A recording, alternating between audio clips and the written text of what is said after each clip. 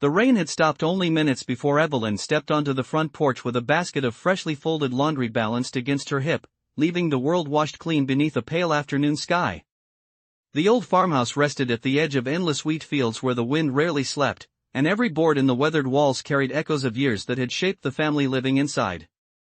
She paused for a moment, listening to the distant rumble of a truck somewhere beyond the hills, then smiled to herself because her stepbrother Adrian had promised he would finally return after nearly 3 years abroad working as a wildlife photographer. They had exchanged only occasional messages during that time, never enough to rebuild the easy friendship they had shared as teenagers, yet she still remembered the energetic young man who could never sit still, who always dragged her into ridiculous adventures through abandoned barns and forgotten trails. Things had changed since then. Their father had passed away 18 months earlier, their stepmother Margaret had grown quieter with grief, and Evelyn had become the one who quietly held the family together without ever asking anyone to notice. She carried the laundry inside just as the sound of tires crunching over gravel reached the driveway. Margaret hurried from the kitchen, wiping flour from her hands onto her apron. "He's here." Her voice trembled with excitement. Evelyn looked through the window and saw Adrian's pickup stop crookedly beside the fence. The driver's door swung open slowly. He stepped out, but instead of waving with his usual enthusiasm, he stood perfectly still, staring toward the house as though trying to remember why he had come. A long scar disappeared beneath his dark hair near his temple. His movements were careful, uncertain. Before anyone could reach him, he suddenly collapsed against the truck. The next hours disappeared into sirens, flashing emergency lights, and frantic conversations inside the small county hospital. The doctor finally emerged after sunset wearing the exhausted expression of someone who had delivered difficult news too many times. "He survived a serious accident several weeks ago," the doctor explained. "The rescue team found him unconscious after his vehicle rolled into a ravine. His physical injuries are healing well, but the trauma caused extensive memory loss. Some memories remain. Others are fragmented. Familiar faces may become confused with memories from entirely different periods of his life." Margaret pressed both hands over her mouth. Evelyn simply stared through the window into Adrian's room where he sat awake, looking around with puzzled curiosity instead of fear. When they entered, Adrian smiled warmly the instant his eyes landed on Evelyn. Relief flooded across his face with startling intensity. "You came," he whispered. "I knew you wouldn't leave me." Evelyn frowned gently. "Of course I came. We're family." Adrian reached for her hand. "Family?" He laughed softly, confused by the word itself. "Don't joke like that, Lily." Silence settled over the room so completely that even the heart monitor seemed louder. Margaret looked at the doctor. The doctor looked back at Adrian before quietly asking, "Who is Lily?" Adrian blinked several times. "My girlfriend." He squeezed Evelyn's fingers with complete certainty. "We've been together for years." Evelyn carefully withdrew her hand. "Adrian." "I'm Evelyn." He studied her face for almost a minute.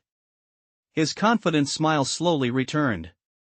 "You're teasing me because I forgot our anniversary again." The doctor quietly motioned both women into the hallway. "Do not argue aggressively with him," he advised. "Correcting him repeatedly may increase confusion. For now, avoid encouraging the mistaken belief, but don't provoke emotional distress unless necessary. His memory may recover gradually."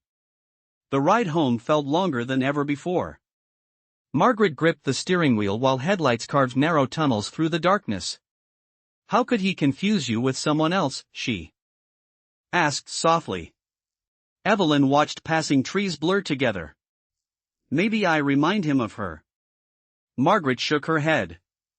"Whatever happens, we'll face it together."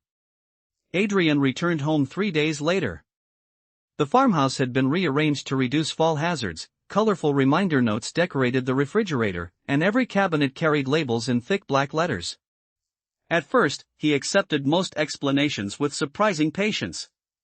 He remembered how to drive a tractor, repair broken plumbing, and identify hundreds of birds by sound alone. He remembered childhood camping trips and obscure historical facts. Yet when conversations reached recent years, his certainty collapsed into contradictions. Sometimes he believed it was 4 years earlier. Other times he insisted he had returned only yesterday from an expedition that had actually happened long before. His greatest certainty never changed. Every morning he greeted Evelyn with effortless affection reserved for someone he believed he loved deeply. She responded politely but maintained careful distance, hoping reality would eventually replace illusion. Instead, his confidence only strengthened because every familiar feature of the farmhouse reinforced emotional memories that belonged to another place and another woman.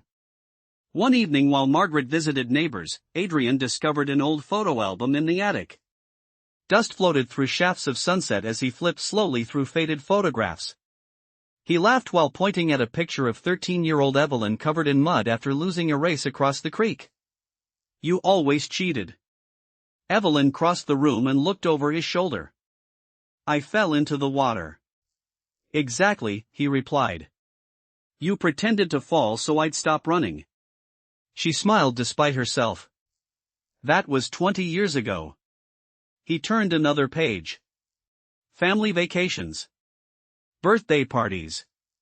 School graduations. Suddenly he froze. "Where are our pictures?" Evelyn looked confused. "Whose?" "Ours." He searched faster, growing frustrated. "There should be hundreds." "There aren't any because—" She hesitated, choosing words carefully. "Because we were never a couple." Adrian closed the album. "Someone removed them." His voice carried no anger, only quiet certainty. "Maybe after the accident." Instead of arguing, Evelyn suggested making tea. He accepted the invitation without another word, but throughout the evening she noticed him studying every framed photograph inside the house, as though searching for evidence that reality itself had been rearranged. Days passed. Adrian gradually resumed helping around the farm. He repaired broken fences with impressive skill, organized the cluttered workshop, and even persuaded Margaret to plant vegetables again after she had abandoned the garden following her husband's death. The rhythm of ordinary work steadied him. Occasionally fragments of memory surfaced without warning. Once, while fixing an old radio, he suddenly whispered, "The cabin by the lake." Then stopped speaking altogether. Another time he awoke before dawn convinced someone was waiting for him on a railway platform hundreds of miles away.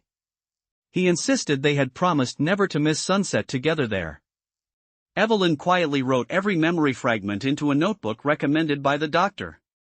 Perhaps, she hoped, the scattered pieces would someday fit together.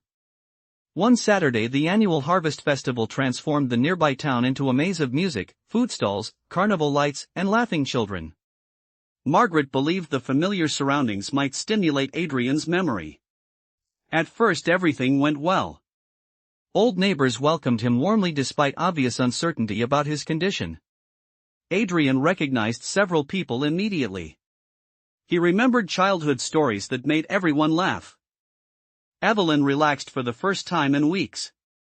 Then they reached the old carousel in the center of the square. The colorful horses rotated beneath glowing lights while a violinist played nearby. Adrian stopped walking. His breathing changed. He stared toward the carousel with widening eyes. "This is where I proposed," he whispered.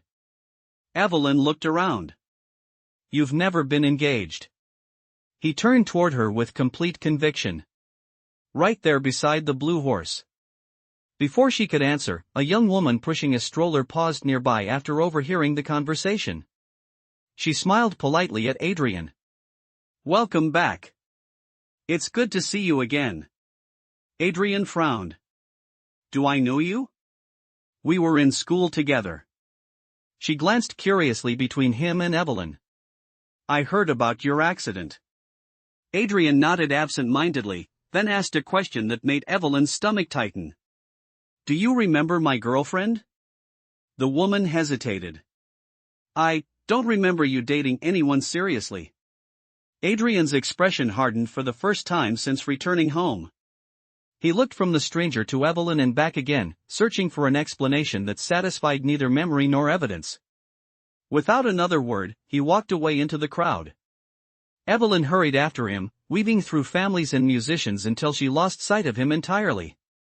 Evelyn called Adrian's name as she hurried between brightly lit stalls where vendors shouted cheerful offers that blended into a blur of voices, but every familiar face belonged to someone else and each passing second stretched the distance between them until she finally spotted him standing alone near the edge of the river that bordered the festival grounds. The water reflected ribbons of colored lanterns drifting in the gentle current, turning the surface into a moving mosaic of gold, blue, and crimson. Adrian stood perfectly still with both hands gripping the wooden railing so tightly that his knuckles had turned white. "You disappeared," Evelyn said, slowing her pace as she approached. He did not look at her immediately. Instead he watched the lanterns drift beneath the bridge before asking quietly, "When someone remembers something that nobody else believes happened, how do they know whether they're remembering the truth or dreaming with their eyes open?" Evelyn rested her elbows on the railing several feet away. "I don't know." "Neither do I." He finally turned toward her. The confidence that had defined him during the previous weeks had weakened into visible uncertainty. The woman at the carousel seemed honest. "She wasn't trying to hurt me." "No. Then why does everything inside my head insist she's wrong?" Evelyn searched for an answer gentle enough to ease his frustration without feeding the illusion that had trapped him since the accident. "Memories aren't recordings. Even healthy memories change over time. After an injury. This doesn't feel like confusion." He tapped his chest. "It feels like grief." His voice cracked on the final word.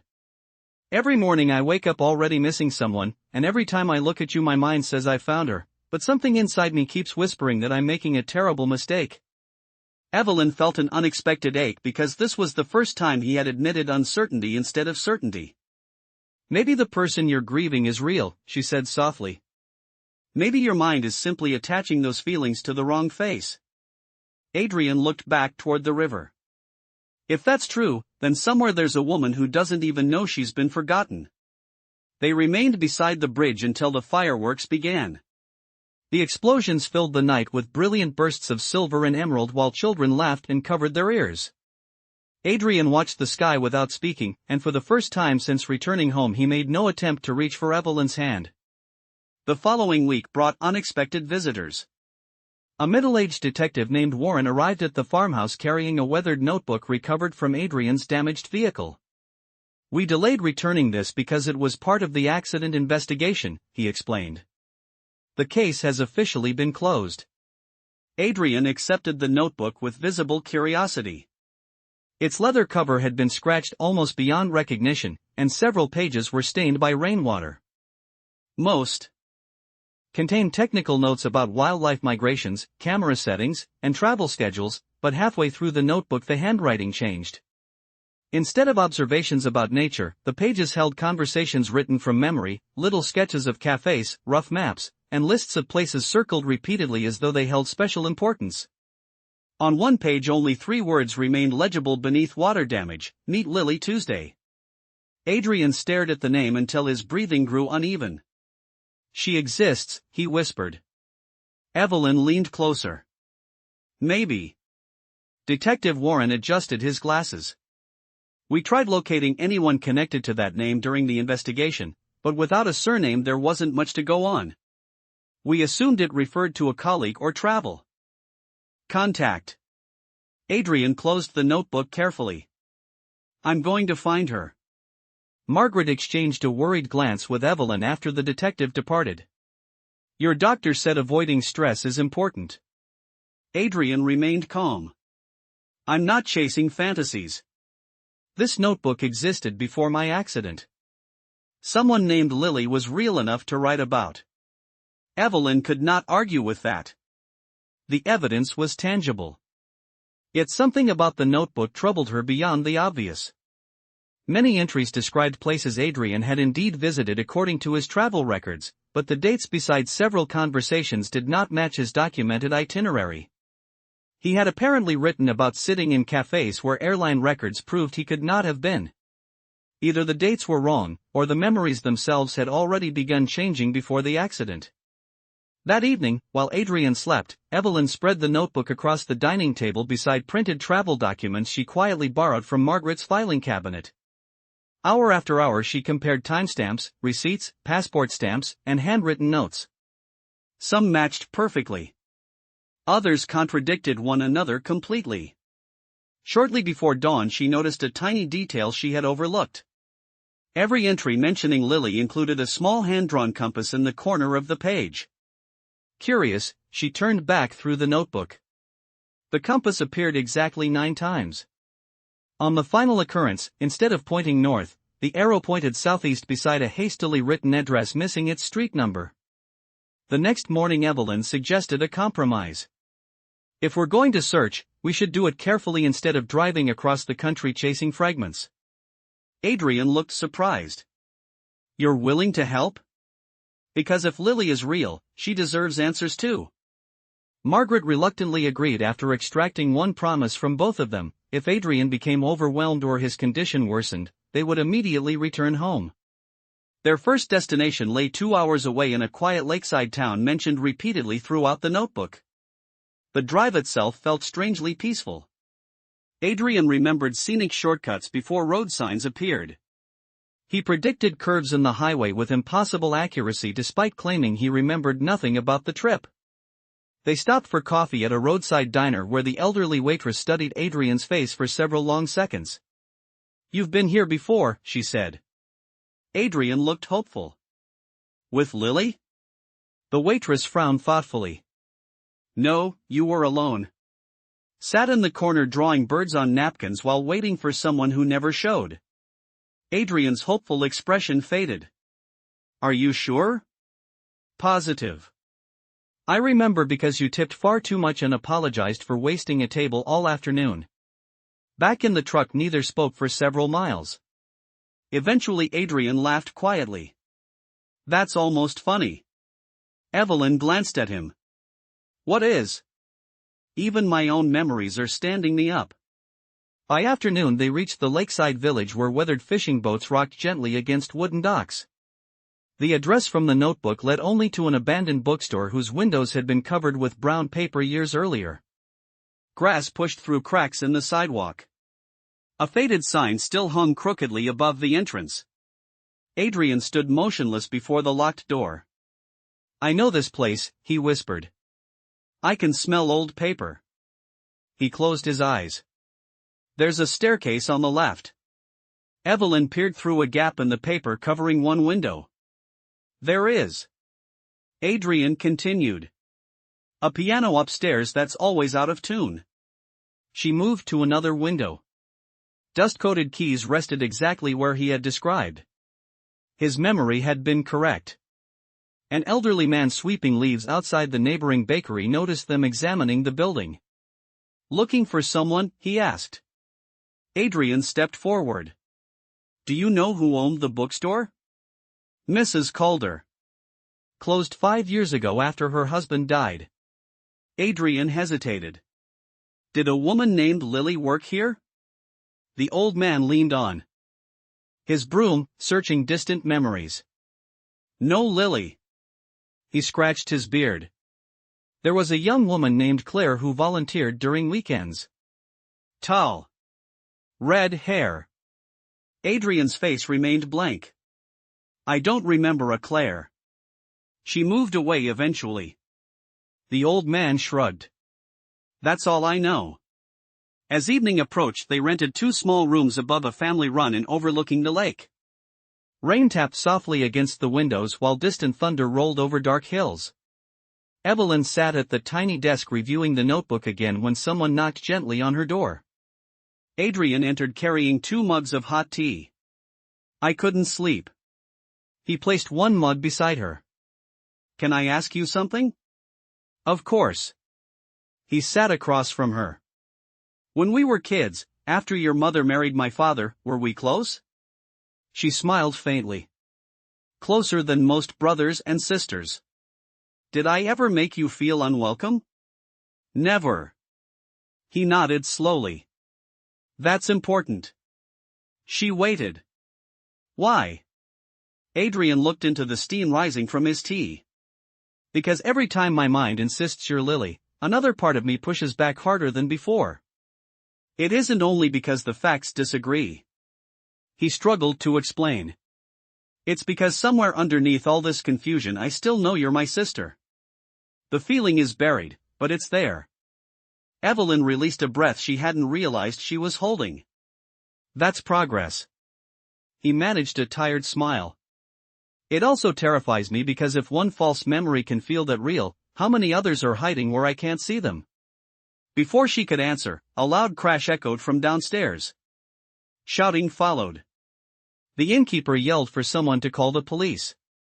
Adrian and Evelyn rushed into the hallway where frightened guests gathered along the staircase. Through the open front door they saw a black motorcycle speeding away into the storm while broken glass glittered across the lobby floor. Someone had thrown a brick through the reception window. Wrapped around the brick with soaked electrical tape was a folded envelope addressed in thick black marker to Adrian. He stepped forward with visible confusion as the innkeeper handed him the damp envelope. Inside lay a single photograph. It showed Adrian standing beside a smiling young woman on a cliff overlooking the ocean. Her face had been violently scratched away until nothing remained except white gouges through the paper. Across the bottom, written in red ink, were 6 chilling words: "Stop looking before you remember everything." The collapse began before Adrian could ask another question. A deep crack split the ceiling above them, sending chunks of concrete onto the hallway floor and forcing everyone to move. Hale grabbed Adrian's shoulder and pulled him away from the falling debris just as a metal beam crashed where he had been standing seconds earlier. The gesture was instinctive, almost automatic, and it confused Adrian more than if Hale had abandoned him. A person who wanted to control him would not have thrown himself into danger without hesitation. They escaped through the rear passage into the alley behind the safe house, emerging into cold rain as flames began spreading through the windows. Warren, Claire, and Evelyn reached them moments later, all carrying what evidence they had managed to save. The attackers were already retreating, disappearing into the streets before emergency vehicles arrived. No one spoke until they reached a temporary shelter arranged by Warren outside the city. There, under harsh fluorescent lights, Adrian connected the small drive to an old laptop while everyone gathered around him. The screen flickered. A video file appeared with a date from 3 days before the accident. Adrian hesitated before opening it. He knew that whatever waited inside could restore the missing pieces of his past, but it could also destroy the fragile understanding he had rebuilt. Finally, he pressed play. The recording showed Adrian sitting in a parked vehicle overlooking a shipping yard at night. His face appeared exhausted but focused. The version of himself on the screen looked like a man who had already discovered something dangerous. "If you're watching this," the recorded Adrian said, "then either I made it out safely or someone else found this before I could." Everyone watched silently. "I need to document what I know because I no longer trust my own ability to keep track of who is helping me." The words struck Adrian immediately. Even before the accident, he had sensed that his memories and assumptions were becoming unreliable because someone close to him was feeding him false information. The recording continued. Adrian explained that the illegal dumping operation was only the surface of a larger scheme. The contaminated sites, the hidden payments, and the manipulated research reports were connected to a network of people who used legitimate businesses to cover criminal activity. But the most shocking discovery was not the network itself. It was that the evidence had been deliberately planted to make Marcus Vale appear responsible for everything. Adrian leaned closer to the screen. Vale is guilty of many things, but someone is using him as a shield. They want everyone looking in one direction. Warren frowned. Then who was behind it? The recorded Adrian reached for a folder beside him. "I found the answer in the financial records. The person coordinating this operation has access to every investigation, every report, and every witness statement." He looked directly into the camera. "The person is inside the system."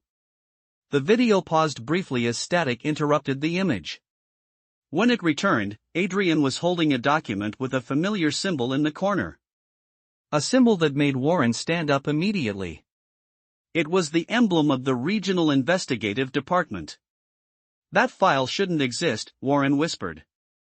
The recording continued. I don't know how deep this goes. I don't know who I can trust. Hale thinks he's protecting me, but he doesn't understand that protecting me by hiding the truth is exactly what they want. If I disappear, someone needs to find the original records. Adrian watched himself on the screen with growing confusion. The man in the video was not lost. He was cautious, analytical, and terrified of making the wrong choice. He had not simply forgotten the past. He had been preparing for the possibility that he would not survive long enough to remember it. Then came the final 30 seconds of the recording. The camera angle changed slightly, revealing someone entering the vehicle. Adrian on the screen looked up and relaxed. He recognized the person. Everyone in the room noticed his reaction. You know them, Claire said quietly. Adrian shook his head, but his face had gone pale. I don't remember. The person remained mostly hidden by darkness, but their voice was clear. You should stop digging before you lose more than your memory. Adrian on the recording answered, I already know what you're doing. The mysterious figure leaned closer. No, Adrian. You know what I wanted you to find. The video ended. Nobody moved. The room remained silent except for the hum of the laptop fan. Then Evelyn looked at Adrian. You recognized the voice. Adrian stared at the black screen. I did. Whose was it? He closed his eyes, searching through fragments that felt buried beneath layers of fog. A conversation in the farmhouse kitchen. A familiar laugh. A hand placing flowers beside his hospital bed. A voice telling him everything would be okay. The answer formed slowly, and when he finally spoke, the room changed. It was someone who knew me before the accident. Warren stepped forward. Someone we haven't considered? Adrian nodded. Someone who wasn't investigating the mystery. He looked at the drive, then at the evidence scattered across the table. Someone who was part of it from the beginning. At that exact moment, Claire's phone vibrated. She checked the screen and immediately lost color from her face. What is it? Warren asked. She turned the phone around. A message had arrived from an unknown number. It contained only a photograph. The image showed the farmhouse where Adrian had recovered after the accident. But the picture had been taken that morning. Someone had been watching the house. Beneath the photograph was a short message. You found the wrong enemy. Come home if you want. The rest of the truth. The message changed the direction of their investigation immediately. Until that moment, every clue had pulled Adrian toward distant places, the research station, the abandoned bookstore, the hidden tunnels beneath the cliffs. The past seemed scattered across roads and buildings hundreds of miles away. Now the center of the mystery had moved back to the place where his new life had begun. The farmhouse. The place where he had recovered. The place where people had told him who he was. Warren wanted to send a team before anyone returned there, but Adrian refused to wait. If someone is still there, they know exactly what we have found, he said. Every hour we spend preparing gives them time to remove whatever evidence remains. Warren studied him carefully. You understand this could be a trap? Adrian nodded. Yes. And you're still going. Because it already worked once. He looked toward the window. They controlled what I remembered because they controlled where I recovered. If there is something hidden there, I need to see it before someone destroys it. Evelyn remained quiet during the argument, but when everyone began gathering supplies, she approached Adrian alone. You're different. He looked at her. Different how? Before, you were searching because you were afraid of not knowing who you were. She glanced toward the evidence. Now you're searching because you know exactly what kind of person you want to be. Adrian considered her words. The uncertainty was still there. The missing memories still hurt. But he no longer felt like a person waiting for someone else to explain his own life. I wish I remembered everything. Evelyn smiled sadly. Maybe. But sometimes remembering isn't the same as understanding. The journey back to the farmhouse took most of the night. They avoided major roads and changed vehicles twice, knowing anyone tracking them would expect them to return directly. Hale stayed with them, but the tension between him and Adrian remained impossible to ignore. They were no longer enemies, but trust had not returned. During a quiet moment at a gas station outside town, Adrian finally asked the question he had avoided. "Why did you really stay with me after the accident?" Hale looked through the window at passing cars. "Because before the accident, you saved my life." Adrian frowned. "When?" "You don't remember because it happened years ago. I was investigating corruption inside the department. I got too close, and someone tried to frame me. You were the only person who looked at the evidence instead of believing the rumors." Hale gave a tired smile. "You were stubborn. Annoyingly stubborn." Adrian almost laughed. "That sounds familiar. You convinced people to look again. Because of you, I kept my badge." He looked down. "When you were injured, I thought I owed you a debt. Then I learned how much danger you were in, and I made the mistake of thinking I could protect you by controlling the situation." Adrian understood then that Hale's greatest failure had not been betrayal. It had been fear. Fear had made him hide information, manipulate decisions, and repeat the same behavior as the people they were fighting. They arrived at the farmhouse shortly before sunrise. The fields were covered in mist, and the familiar shape of the house appeared almost peaceful. Too peaceful. No lights were visible. No vehicles were parked outside. Margaret's garden remained untouched. For a moment Adrian wondered if they had followed the wrong path. Then he noticed the front door. It was open slightly. Warren raised his hand.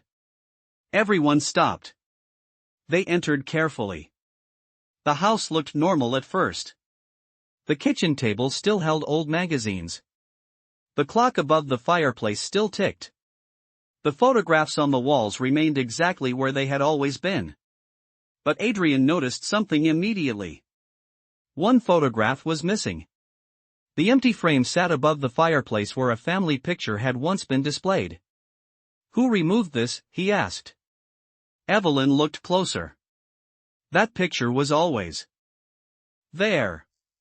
Adrian touched the empty frame. A strange memory surfaced. He saw himself standing in this room months before the accident, arguing with someone. The photograph was on the table, not the wall. Someone had taken it away before the accident happened. "Search the house," Warren ordered. They split into groups. Claire checked the office. Hale examined the basement. Adrian and Evelyn searched the upstairs rooms. In his old bedroom, Adrian found another clue hidden beneath a loose floorboard. A small metal box contained several items, a second compass, a key, and a letter addressed to him. Unlike the previous letter, this one was not written in his handwriting. The paper was older. The ink had faded. Adrian opened it carefully. The message was short. "Adrian, if you are reading this, then you have discovered what I tried to hide. I need you to understand one thing: I never wanted to hurt you. Everything I did was to protect you from the truth." He stopped reading. Evelyn looked over his shoulder. "Who wrote it?" Adrian turned the paper around. At the bottom was a name. A name that made the entire room feel unfamiliar. Margaret. His stepmother. The woman who had cared for him after the accident. The woman who had cried when he returned home. The woman who had insisted they face everything together. Adrian stared at the signature, unable to speak. Then a sound came from downstairs. A door closing. Someone was leaving. He and Evelyn rushed into the hallway, but by the time they reached the staircase, the person was gone. Only one thing remained on the floor near the entrance. A photograph. Adrian picked it up slowly. It showed him standing with Margaret years earlier, long before the accident. Behind them was the same Black Lantern lighthouse. On the back of the photograph, written in Margaret's handwriting, were 7 words. I should have told you the truth. Months passed after the investigation ended, but Adrian discovered that surviving a crisis did not mean life immediately returned to normal. The world outside the farmhouse moved on quickly. Newspapers printed new headlines. Reporters followed different stories. The people who had once watched his every move eventually lost interest and turned their attention elsewhere. But inside the quiet rooms of the farmhouse, Adrian continued rebuilding the parts of himself that had been damaged long before the accident. His memories returned unpredictably. A song on the radio could bring back an entire afternoon from a forgotten expedition. The smell of rain on old wooden floors could remind him of conversations he never knew he had. Sometimes the memories were beautiful. Sometimes they were painful. He remembered moments when he had been impatient with people who loved him. He remembered times when his obsession with uncovering the truth had caused him to ignore the feelings of those around him. The man he had been before the accident was not a hero without flaws. He was brilliant, determined, and brave, but he was also reckless. Accepting that became one of the hardest parts of his recovery. One morning, while sorting through old camera equipment in the barn, Adrian found a damaged memory card hidden inside a broken camera case. The discovery surprised him because he had searched through his belongings many times before. The card had been overlooked because the case itself appeared destroyed beyond repair. He brought it inside and asked Claire to help restore the files. They spent the afternoon working quietly at the kitchen table while Margaret prepared lunch nearby. When the final video appeared on the screen, Adrian recognized the location immediately. It was the lighthouse. The recording had been made shortly before the accident. Adrian in the video looked tired but calm. He was sitting on the cliff above the ocean, holding the same compass he still carried. I keep thinking the answer is hidden in some document or some person, the recorded Adrian said. But maybe the biggest problem is that I keep looking outward because I don't want to admit what I already know. Claire paused the video. Do you remember making this? Adrian shook his head. No. They continued watching. The recorded Adrian explained that he had discovered the corruption network, but he had also realized something about himself. He had become so focused on proving others were hiding the truth that he had ignored the ways he was hiding from himself. I lost my father because he tried to expose something dangerous, the recorded Adrian said. I thought honoring him meant finishing what he started. But maybe honoring him means learning from his mistakes too. Margaret quietly left the room after hearing those words. Adrian noticed but did not stop her. The video continued. If something happens to me, I want whoever finds this to understand that I don't regret searching for answers. But I hope I remember that people matter more than evidence. Relationships matter more than winning. The recording ended there. No conspiracy. No secret name. No hidden accusation. Just a younger Adrian admitting fears and hopes he had never shared. For several minutes, nobody spoke. Finally Claire smiled slightly. You were already figuring things out before you lost your memory. Adrian looked at the frozen image on the screen. I think losing my memory forced me to listen to things I ignored before. Later that evening, Adrian found Margaret sitting alone on the porch. The sunset painted the fields orange, and the quiet between them felt different than before. It was no longer the silence of secrets. It was the silence before an honest conversation. I saw the video, Adrian said. Margaret nodded. I thought you might. He sat beside her. Why didn't you ever tell me about my father? Margaret looked toward the fields. Because I was afraid you would follow the same path. I did anyway. Yes, she admitted. But you also changed. Adrian looked at her. Were you protecting me or protecting yourself? The question hurt, but Margaret answered without avoiding it. Both. She folded her hands together. After your father died, I convinced myself that if I could keep you away from the danger, I could make sure his death wasn't repeated. But eventually protecting you became an excuse for not trusting you. Adrian appreciated the honesty more than an apology. An apology could erase words. Truth required accepting consequences. I was angry for a long time, he said.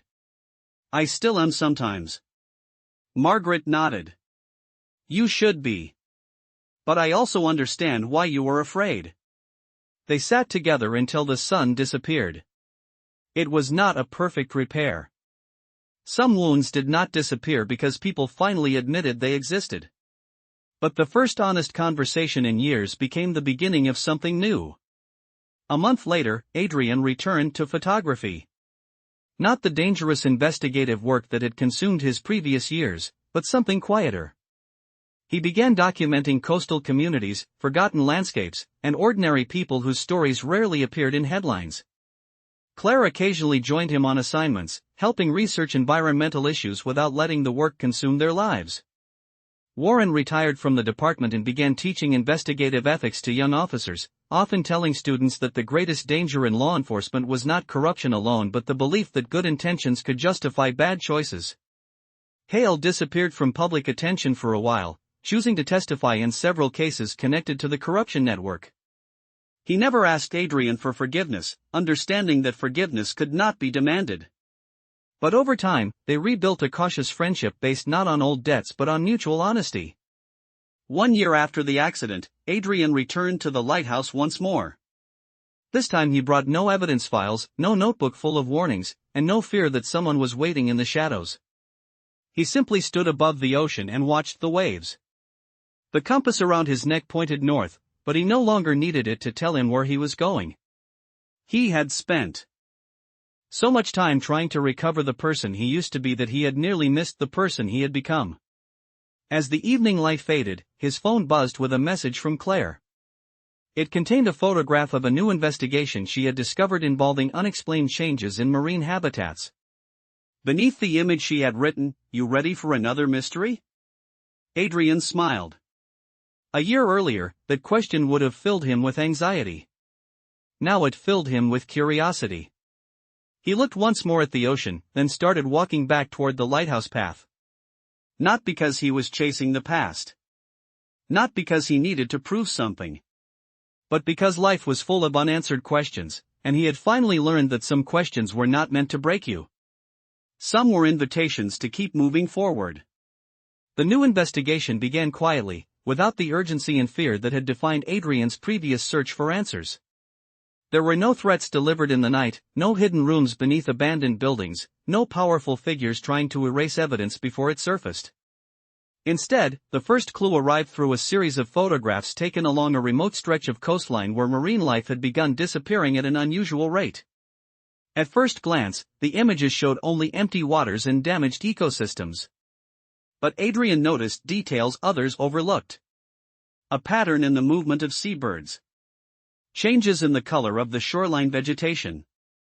Small signs that suggested the damage was not natural.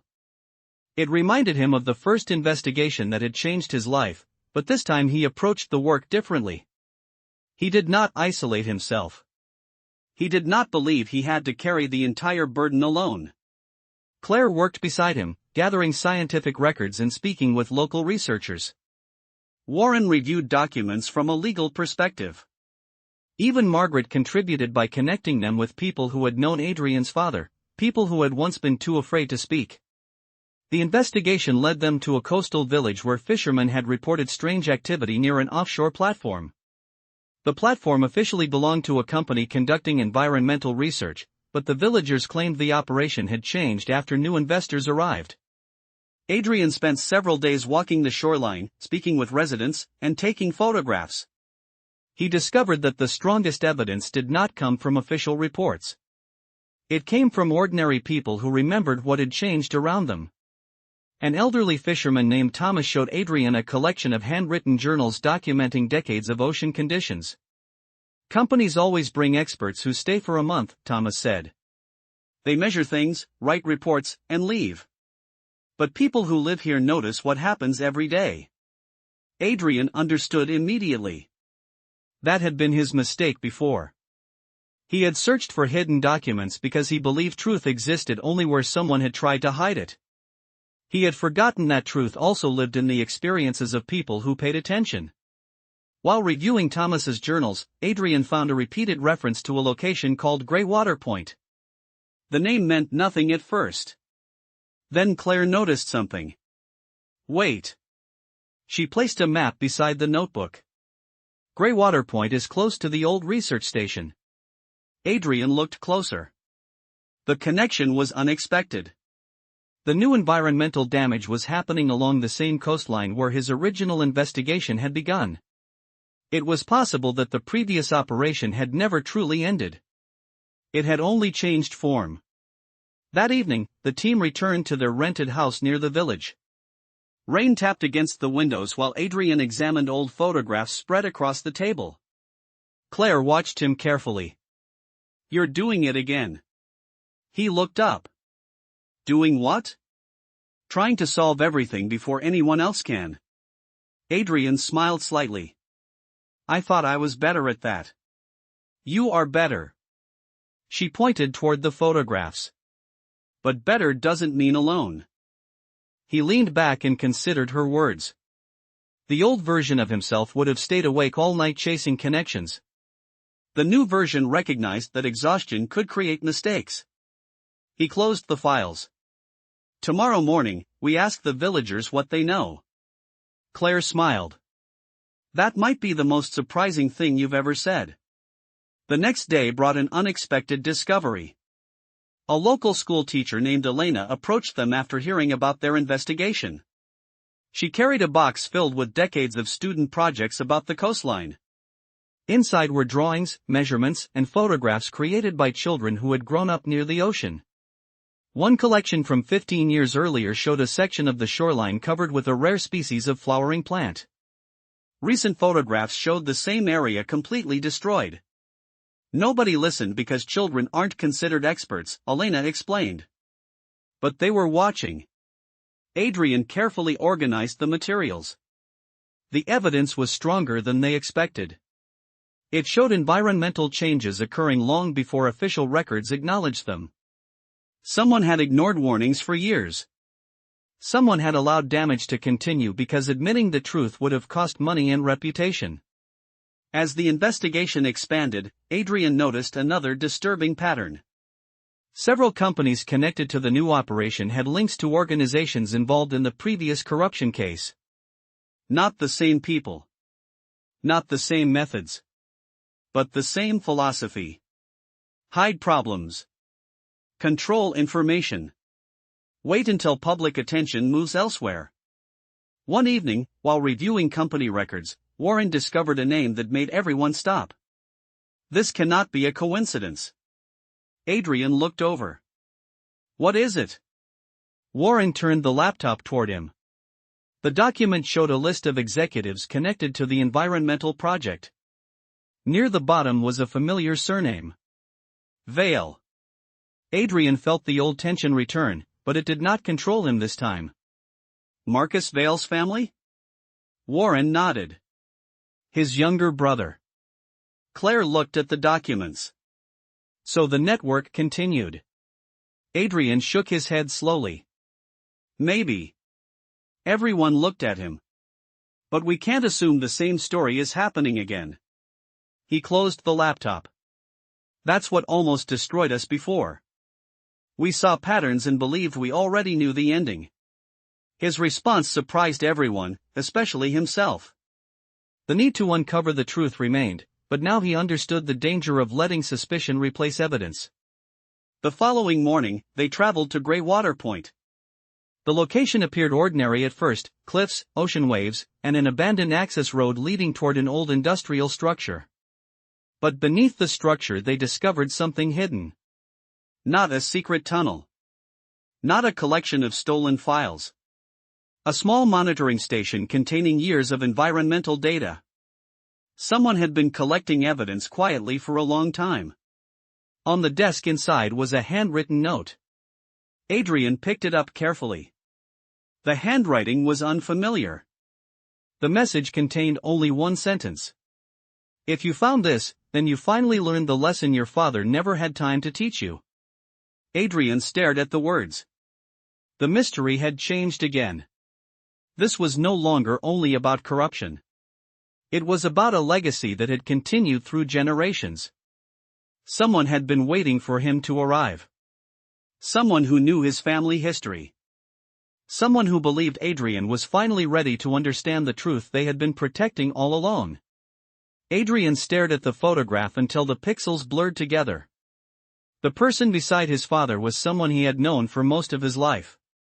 Someone whose voice had been present during family gatherings, difficult conversations, and moments when he needed advice. The realization did not arrive like an explosion. It arrived slowly, like a door opening into a room he had never realized existed. "No," Adrian whispered. "That doesn't make sense." Warren looked between the photograph and Adrian. "Who is it?" Adrian did not answer immediately. He placed the image on the table and stepped away from it. "My father's closest friend." The name carried weight even before he spoke it. Dr. Samuel Voss. The room became silent. Claire looked at the documents scattered across the table. "The scientist from the recordings?" Adrian nodded. "The man my father trusted." Warren leaned forward. "But that means..." "It means the person who helped create the archive may also be the person who decided what information stayed hidden." Nobody wanted to say the next possibility aloud. The person who preserved the truth might also have controlled it. The person who fought against corruption might have created a different kind of secrecy. Adrian returned to the photograph and examined it carefully.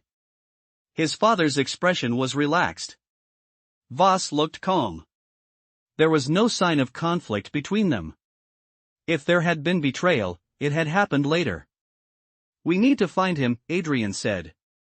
Warren immediately began searching records. "That may not be easy. Voss disappeared 12 years ago." Claire looked surprised. "Disappeared?" Warren nodded. "Officially, he retired and moved overseas. But there are no confirmed records after that." Adrian thought about the voice from the radio. Someone who knew his father better than he did. Someone who had been waiting. The possibility became impossible to ignore. He never left. They searched through the archive again, looking for any reference to Voss's location. Hours passed before Elena discovered a hidden note inside one of the old research folders. It was not a scientific report. It was a personal message written by Adrian's father. "Samuel, if you are reading this, then you already know why I cannot trust the system anymore. I need you to make a choice. Protect the evidence, or protect the people connected to it. You cannot do both forever." Adrian read the message twice. He warned him. Elena nodded. "Your father believed Samuel would eventually have to choose between exposing the truth and protecting those involved." "And what did he choose?" Nobody answered. The answer came later that evening when an unknown vehicle stopped outside the house.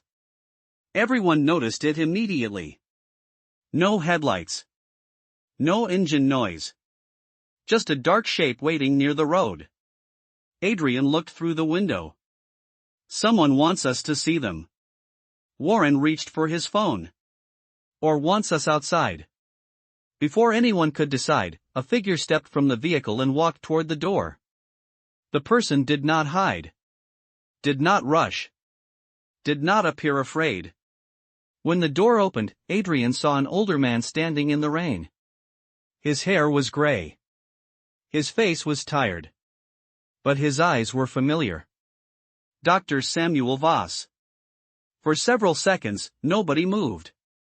Adrian had imagined this meeting many times in the last few hours, but none of those imagined versions included Voss looking relieved to see him.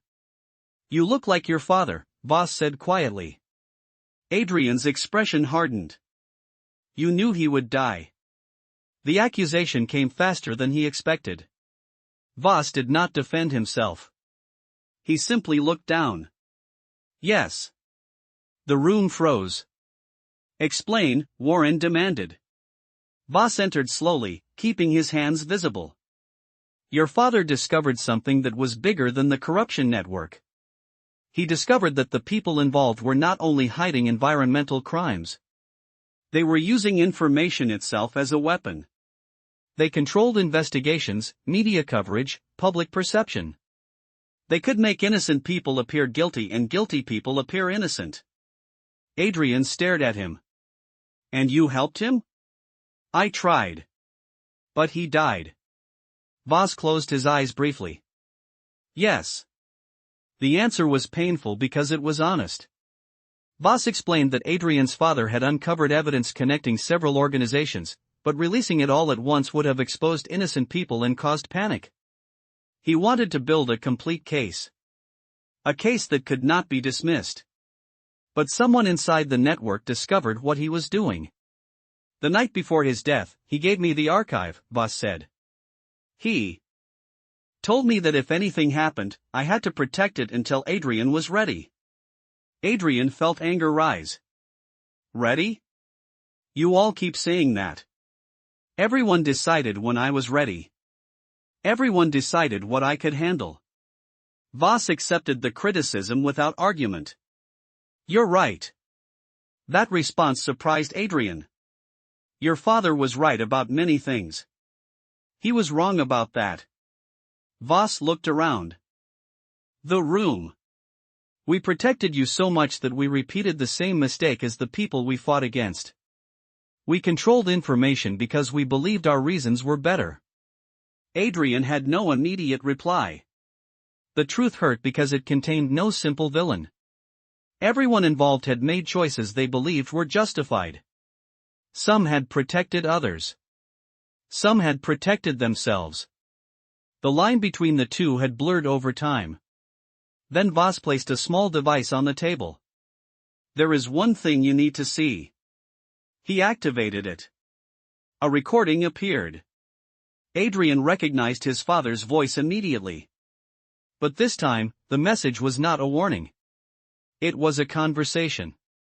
Samuel, if Adrian ever finds this, it means I failed to protect him from this burden. His father's voice shook slightly. But I hope he understands that I was never trying to create a perfect world for him. I was trying to give him the chance to choose his own. Adrian looked away, unable to hide the emotion crossing his face. His father continued. The greatest danger is not corruption. It is convincing yourself that you are the only person capable of fixing it. The recording ended. Nobody spoke. The words stayed in the room longer than the sound. Adrian finally understood why every person connected to this mystery had left him clues instead of answers. They had all been afraid of what he would do with the truth. But perhaps they had misunderstood the person he was becoming. He was no longer the man who chased every mystery alone. He was no longer the man who believed sacrifice was the only proof of commitment. He looked at Voss. What happens now? Voss answered honestly. Now you decide whether this ends with exposing the past or building something better from it. Adrian looked around at the people who had followed him through fear, mistakes, and uncertainty. For years, he had searched for the person responsible for everything that had happened. Now he realized the final challenge was not finding someone to blame. It was deciding what to do with the truth once he had it. Outside, the storm finally began to weaken. The rain slowed. The clouds opened slightly, revealing the first signs of morning. Morning arrived slowly, spreading pale light across the farmhouse windows and revealing the exhaustion on everyone's faces. Nobody had slept much. The night had brought answers, but it had also created new questions. Discovering that Samuel Voss had protected the archive did not erase the damage caused by years of secrecy. Understanding someone's reasons did not automatically repair the consequences of their choices. Adrian knew that better than anyone. He had spent months learning that a person could be both right and wrong at the same time. Voss sat at the kitchen table surrounded by documents from the archive. He looked older in daylight, less like a mysterious figure from the past and more like a man who had carried an impossible responsibility for too long. There is still one part you don't know, he said. Adrian poured coffee into a mug and sat across from him. I assumed there was. Voss accepted the comment without offense. Your father did not discover the entire network before he died. He discovered the method they used to survive. Warren looked up from the files. Meaning? Voss placed several documents on the table. They were not financial records or corporate agreements. They were communication logs. The people involved never created one organization. They created connections between many organizations. If one company was exposed, another continued the work. If one person was investigated, another person replaced them. Claire studied the pages. A system designed without a center. Voss nodded. Exactly. That is why every investigation failed. Everyone searched for a leader. There wasn't one. Adrian looked at the documents carefully. The pattern was unsettling because it explained why the corruption had lasted so long. They were not fighting one enemy. They were fighting a structure built to survive. Then exposing one person won't end this. No, Voss replied. It won't. The answer could have been discouraging, but Adrian felt something different. He no longer needed one dramatic victory to prove the truth mattered. Real change was often slower. Harder. Less satisfying than a single confrontation. But it lasted longer. The next several weeks became the most demanding period of Adrian's life. Instead of chasing hidden clues, he worked with investigators, scientists, journalists, and community leaders to organize the archive into something that could not be dismissed. Every claim required verification. Every document needed context. Every person connected to the investigation had to understand that releasing information without responsibility could hurt innocent people. It was the opposite of the way Adrian had worked before the accident. Back then, speed felt like survival. Now patience became strength. One afternoon, while reviewing the final archive, Adrian noticed a missing section. There should be more here. Warren looked over. What do you mean? Adrian pointed to the timeline. These records explain how the network operated, but they don't explain why certain environmental projects were targeted. Claire joined him. You're right. They weren't only covering crimes. They were choosing specific locations. The realization opened a new direction. The corruption was not random. Certain areas were valuable for reasons beyond natural resources. They analyzed old maps and discovered a pattern. Every location connected to the archive contained rare geological formations, future development opportunities, or valuable land rights. The environmental damage had been a distraction.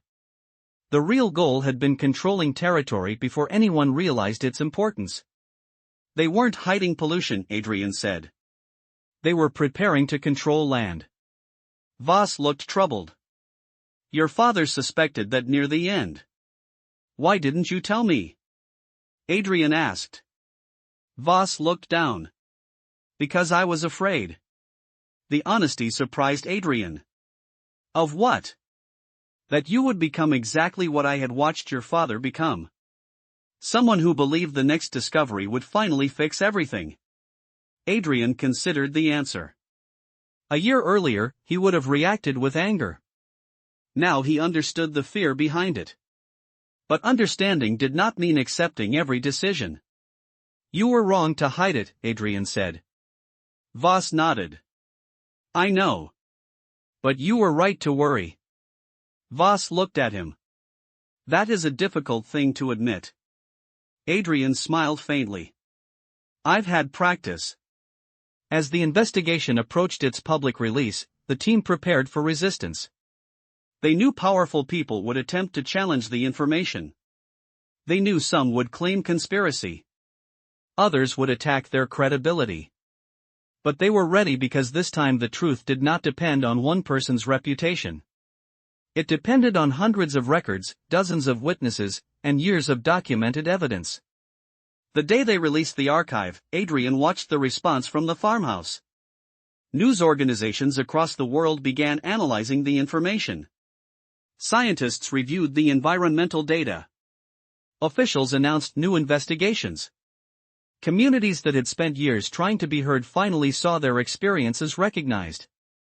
The reaction was not perfect. It was not immediate justice. Some people denied the evidence. Some tried to manipulate the story. Some escaped consequences through legal arguments. Adrian expected that. The world was more complicated than the stories people wanted to tell about it. But change had begun.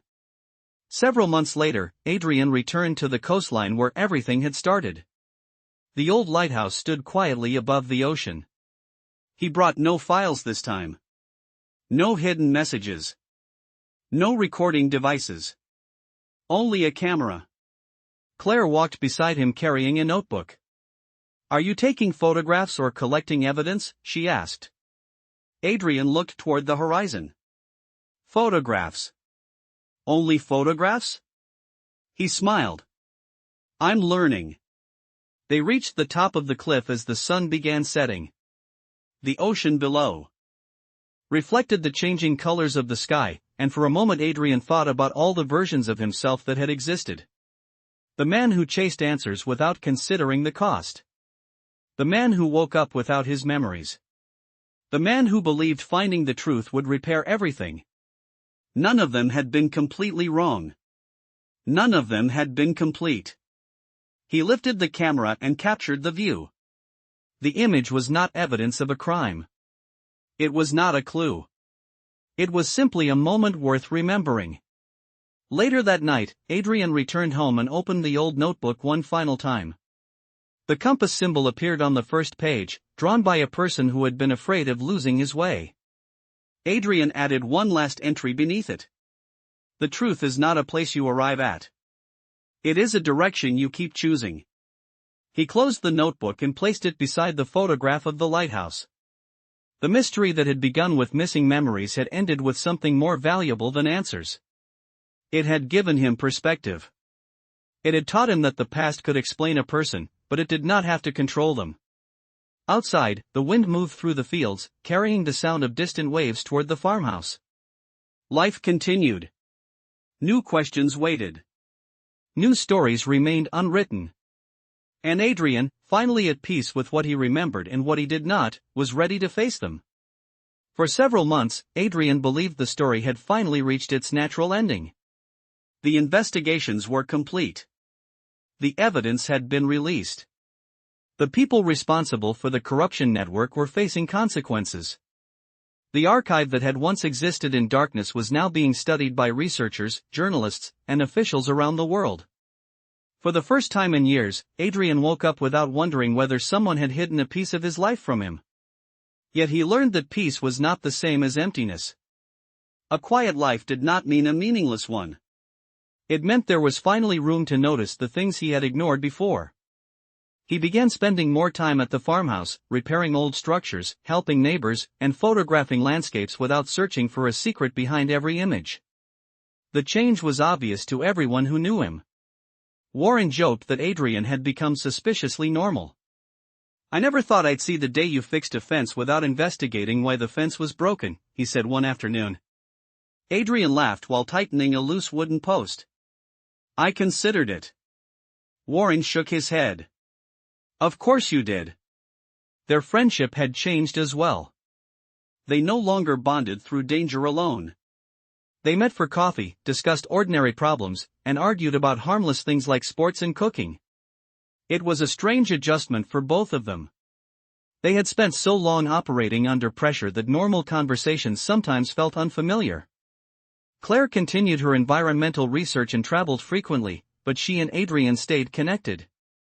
Their relationship grew not from shared danger but from shared understanding. They knew each other's fears and weaknesses, but they also knew when to step back and allow each other space. One evening, Claire returned to the farmhouse carrying a small package. Adrian immediately noticed her expression. "That looks like either good news or trouble." She smiled. "Maybe both." Inside the package was an old notebook belonging to Samuel Voss. Adrian recognized the handwriting immediately. "Where did you find this?" "A university archive contacted me. They discovered it while reviewing donated research materials." Adrian opened the first page carefully. Unlike his father's notes, Voss's journal was not focused on evidence. It was focused on people. He wrote about scientists who were afraid to speak, communities that were ignored, and the difficulty of deciding when secrecy protected people and when it harmed them. Near the end of the journal was an entry dated only weeks before Adrian's accident. I have spent years protecting information because I believed information was power. I was wrong. Information without trust creates fear. Information without responsibility creates chaos. The real power belongs to those who know what to do with the truth. Adrian closed the journal slowly. He learned the same lesson we did. Claire looked at him. Maybe everyone involved in this story was learning the same lesson at different times. A few days later, Adrian received an invitation from a small coastal university asking him to speak about investigative photography and environmental documentation. At first, he wanted to refuse. Public speaking had never been comfortable for him. But then he remembered something his father had written years earlier.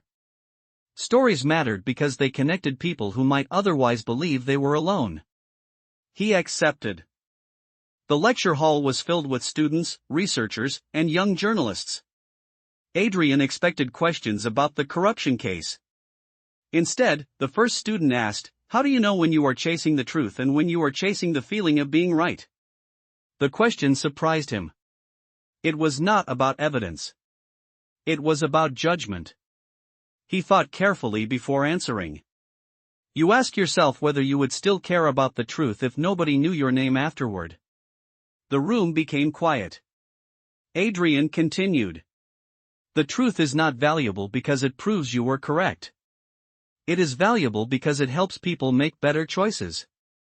After the lecture, several students approached him. Some wanted advice about investigations. Others simply wanted to share stories about problems in their own communities. Adrian realized that his father's work had continued in an unexpected way. Not through a secret archive. Not through hidden files. Through people learning to pay attention. Months later, another unexpected discovery arrived. A government review team examining the old corruption network found references to additional hidden archives around the world. Unlike the original files, these were not connected to crimes. They were collections of forgotten environmental studies, community records, and scientific observations that had never received proper attention. Officials asked Adrian if he would help organize the material. He hesitated before answering. The old instinct inside him wanted to immediately accept. A mystery. A new trail. A chance to uncover forgotten truths. But he paused and considered the cost. He did not need to prove himself anymore. He did not need to chase every unanswered question. I'll help, he finally said. But not alone. That became the foundation of a new project. Instead of a secret investigation, it became an open network where scientists, citizens, photographers, and researchers could share information publicly. The goal was not to expose enemies. It was to prevent important truths from being ignored. Years after the accident, Adrian returned to the lighthouse one final time with a group of young researchers. He showed them the places where he had once searched for answers. The hidden tunnels. The old research station. The cliffs where his life had changed direction. One student asked him, "Do you ever wish you could go back and remember everything exactly as it happened?" Adrian looked toward the ocean. For a moment, he considered the question seriously. There were still memories he never recovered. Conversations that remained incomplete. Moments from his life that existed only through other people's stories. But he no longer saw those missing pieces as empty spaces. They were simply parts of a larger journey. I used to think remembering everything was the same as knowing myself, he said. Now I think knowing yourself comes from what you choose after everything changes. The students listened quietly as the waves crashed below. The lighthouse continued shining across the water, just as it had for generations. A symbol once connected to secrets and fear had become something else. A reminder that even in the darkest places, people could still find direction. Adrian looked at the horizon and smiled. There would always be unanswered questions. There would always be mysteries waiting beyond the next road, the next coastline, the next discovery. But he no longer feared them. He had finally learned that a person was not defined by what they lost. They were defined by what they chose to build afterward. The legacy project grew far beyond what Adrian had imagined. What began as a small effort to organize forgotten research became a global network of people documenting changes in their communities, preserving scientific observations, and sharing information that might otherwise disappear. The work was not dramatic in the way his earlier investigations had been. There were no midnight escapes, no hidden rooms, no enemies waiting in the shadows. Instead, there were thousands of ordinary moments that slowly created something powerful. A farmer recording changes in rainfall patterns. A fisherman documenting shifts in marine life. A student photographing the disappearance of local plants. A retired engineer explaining how an old industrial system had affected a nearby river. Adrian discovered that truth rarely arrived as one perfect revelation. More often, it appeared as countless small observations collected by people who cared enough to pay attention. Years earlier, he would have considered that too slow. Now he understood that lasting change was rarely created by one person discovering one secret. It was created by communities refusing to forget what mattered. Still, the past occasionally returned. Some memories from before the accident remained incomplete, and sometimes a familiar place would suddenly bring back a detail he had not expected. One autumn afternoon, while reviewing photographs from a coastal village, Adrian found an image that triggered a forgotten memory. It showed a wooden bridge crossing a narrow stream near the ocean. He had photographed that bridge before. He remembered standing there with his father. He remembered asking why his father continued investigating problems that seemed impossible to solve. The memory was incomplete, but this time he did not feel frustrated by the missing pieces. He focused on what had returned. His father's voice. The sound of the water. The feeling of being young and curious. The moment was valuable even without every detail. That evening, Adrian told Claire about the memory. She listened carefully while organizing documents for a new environmental study. "Do you ever miss the person you were before the accident?" she asked. Adrian thought about it. "Sometimes." "What do you miss?" He looked at the old photograph on the table. "The certainty." Claire smiled slightly. "You were certain about everything?" "I was certain I knew what I was doing." "And now?" Adrian looked around the farmhouse. The walls held photographs from places he had visited, letters from people he had helped, and reminders of a life that was no longer divided into before and after. "Now I know that being uncertain doesn't mean being lost." Claire nodded. "That might be the biggest change." A few weeks later, Adrian received an unexpected visit from someone he had not seen in years. Marcus Hale arrived at the farmhouse carrying a folder and an expression that suggested he had spent a long time deciding whether to come. Their relationship had changed significantly since the corruption case. They spoke occasionally, but there were still unresolved feelings between them. Too much history existed between them for simple friendship. "I found something," Hale said after Adrian invited him inside. He placed the folder on the table. Inside were documents from an old investigation that had never been completed. Adrian looked through the pages. "Another hidden case?"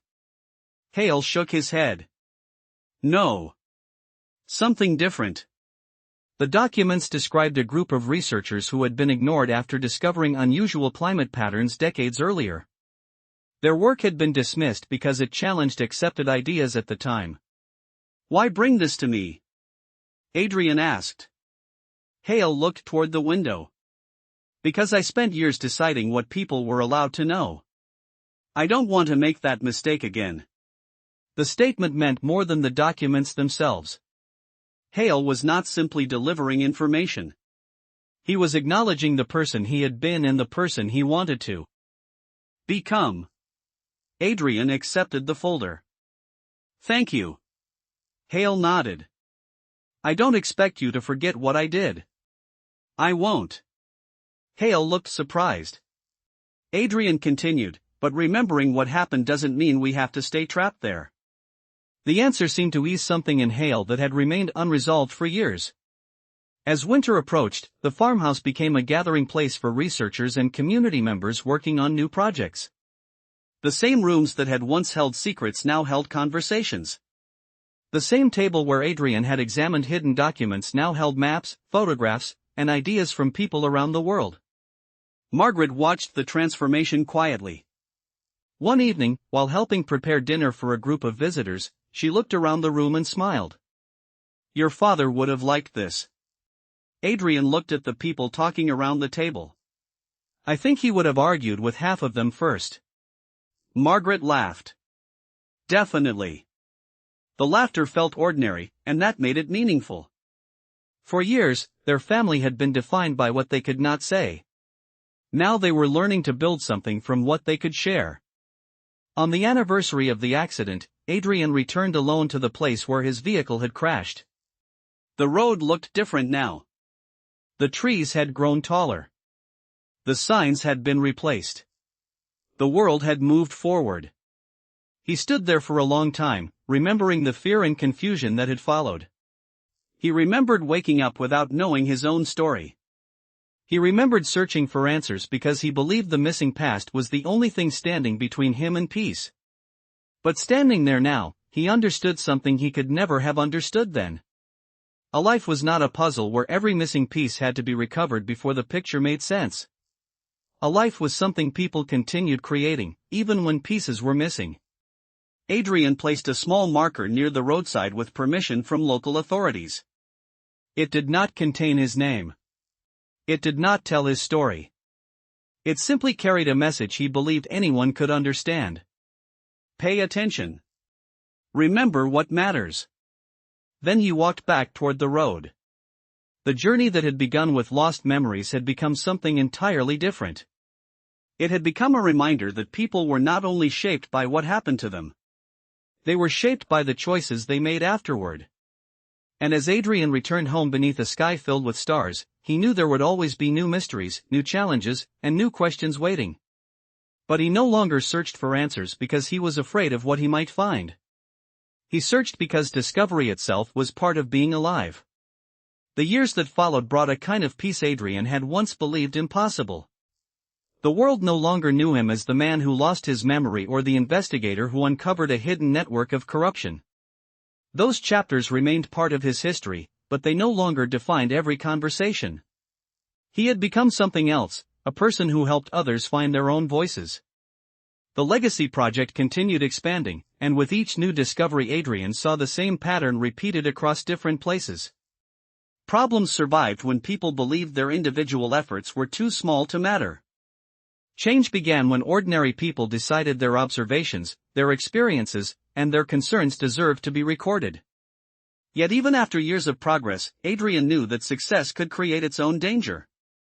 When an organization became too large, people began trusting the system instead of questioning it. He had seen that happen before. He had watched good intentions slowly become excuses for controlling information. Because of that, he insisted that every part of the project remain transparent. Anyone could examine the records. Anyone could challenge conclusions. Anyone could contribute evidence. Some people criticized him for this approach. They argued that important information needed protection from misunderstanding or misuse. Adrian always answered the same way. Protecting the truth does not mean hiding it. It means helping people understand it. One spring morning, a message arrived from a remote mountain community thousands of miles away. A group of researchers had discovered unusual changes in a forest ecosystem, but they believed the official reports about the region were incomplete. At first, the situation seemed like another environmental investigation. However, when Adrian reviewed the photographs, he noticed something familiar. The images showed the same type of pattern he had seen years earlier near Greywater Point. Not the same damage. Not the same people. But the same attempt to ignore early warnings until the consequences became impossible to hide. He gathered the team. Claire arrived with scientific equipment. Warren reviewed legal documents. Hale contacted local officials who could verify the claims. Even Margaret helped by searching through old records connected to Adrian's father's previous research. The investigation reminded Adrian of the past, but the emotional weight was different. He no longer felt like he was returning to an old battle. He felt like he was applying lessons learned from it. When they reached the mountain community, they discovered a place caught between tradition and development. The residents depended on the forest for their livelihoods, while outside companies planned large-scale projects in the area. Neither side was as simple as the public arguments suggested. The residents wanted protection, but they also needed economic opportunities. The companies claimed they were creating jobs, but their plans ignored important environmental risks. Adrian spent days listening before writing a single report. He spoke with workers, scientists, families, and local leaders. Some people expected him to arrive with answers. Instead, he arrived with questions. That surprised them. An older woman named Lena, who had lived near the forest for more than 70 years, eventually told him why. Most people who come here already know what they want to prove, she said. You came here wanting to understand. Adrian remembered hearing similar words from Thomas, the fisherman who had kept records of the ocean. Different place. Different problem. Same lesson. The people closest to a situation often noticed what distant experts missed. While studying the area, Claire discovered something unexpected. The environmental changes were not caused by the proposed development alone. A separate company had been secretly testing experimental extraction methods nearby, and their activities had altered underground water systems.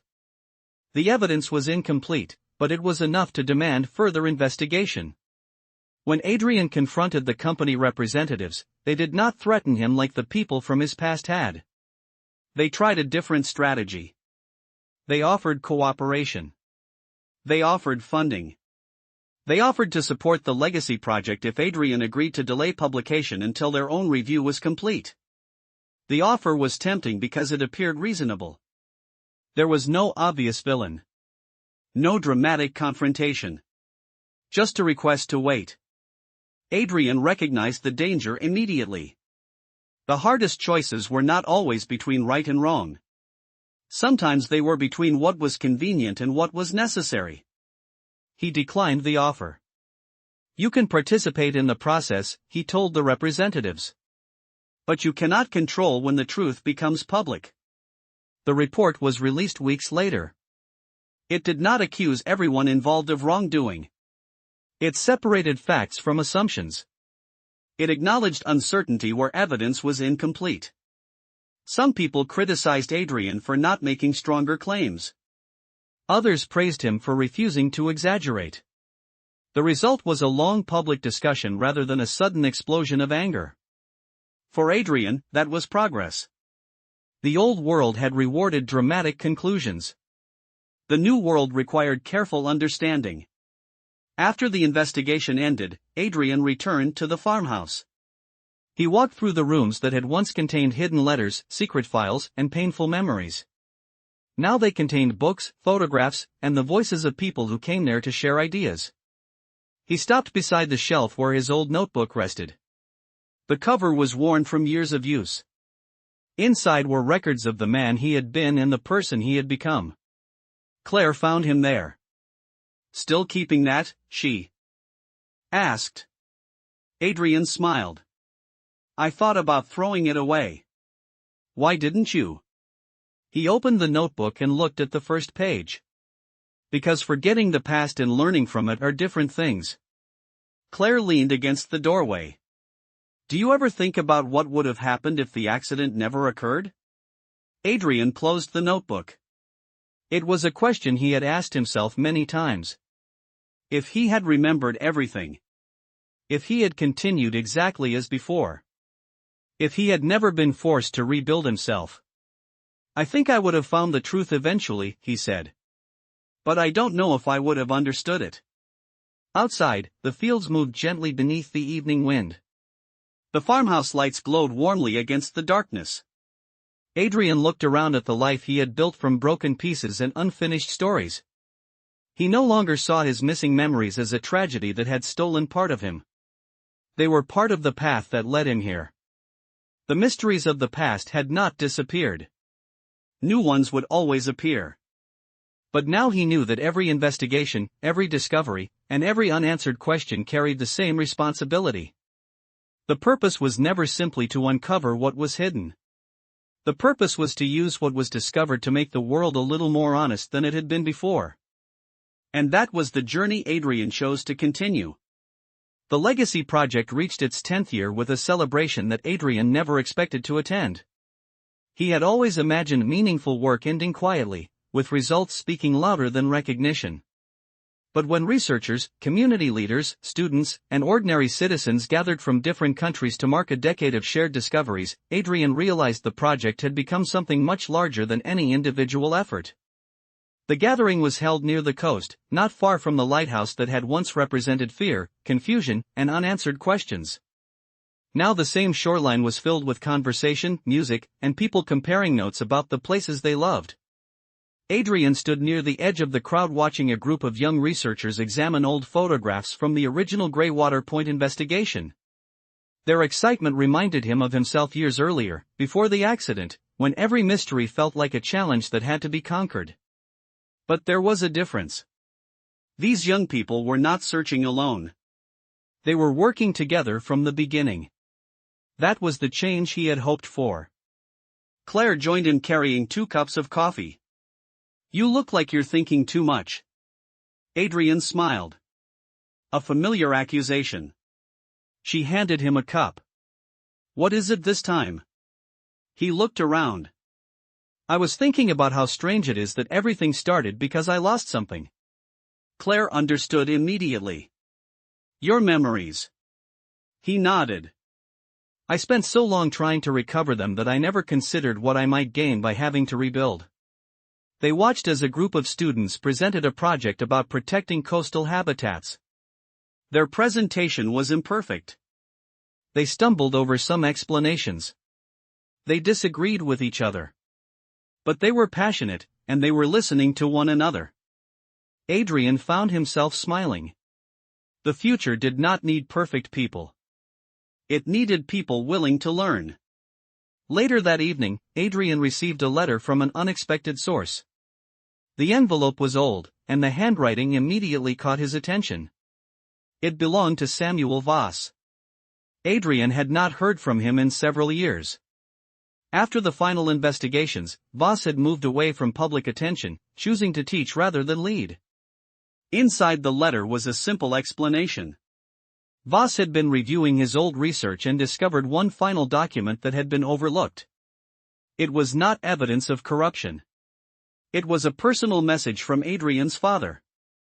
The letter had been written shortly before his death but had never been delivered. Adrian read it alone that night. His father's words were not about investigations or danger. They were about family. "Adrian, if you receive this, I hope you understand something. I have spent much of my life searching for problems to solve because solving problems made me feel useful. But usefulness is not the same as living.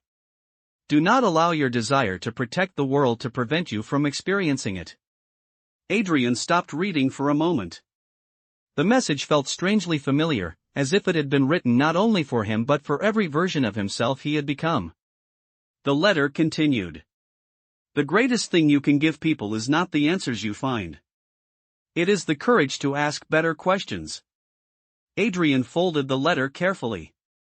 For years, he had wanted one final conversation with his father. One moment where he could ask why certain choices were made. Why secrets were kept.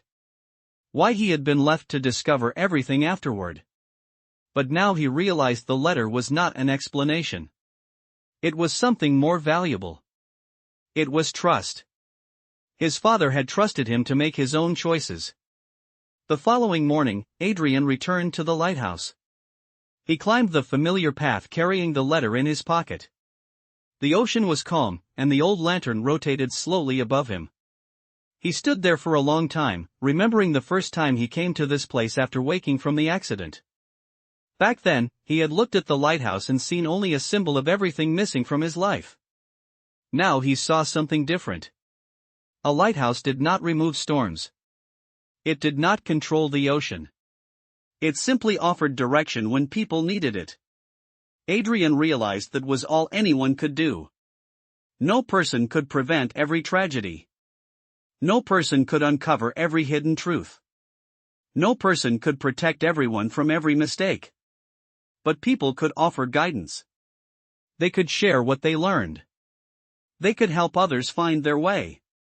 When he returned home, Adrian placed his father's letter beside the old notebook. He did not add another entry. For once, he felt no need to summarize the lesson or preserve the moment in words. Some experiences were important because they were lived, not recorded. Years later, when people asked Adrian about the accident and the investigation that followed, he rarely focused on the mystery itself. He spoke about the people who helped him. The ones who admitted mistakes. The ones who chose honesty after years of fear. The ones who understood that truth was not a weapon to use against others but a responsibility to share with care. He told them that losing his memory had been frightening, but discovering himself afterward had been the greatest journey of his life. Not because he became someone new. Because he finally understood all the people he had been. The investigator who searched for answers. The injured man who woke up confused. The person who rebuilt his relationships. The person who learned patience. The person who accepted that some chapters of life would remain incomplete. All of them were Adrian. None of them needed to be erased. On the final evening of his career, Adrian walked through the farmhouse one last time before handing the property over to the Legacy Project. The rooms where secrets had once been hidden would become spaces for education and research. The place where people once whispered fears would become a place where people shared ideas openly. He stopped in the doorway and looked back. The house no longer represented the past. It represented everything that came after. Outside, the wind moved through the fields. The lighthouse beam crossed the distant horizon. And Adrian walked forward, not searching for a missing piece of himself, not chasing an answer that would finally complete him, but simply continuing the journey that had always been his. A journey of curiosity, responsibility, and the belief that every person, no matter what they have lost, still has the power to decide what they will create next.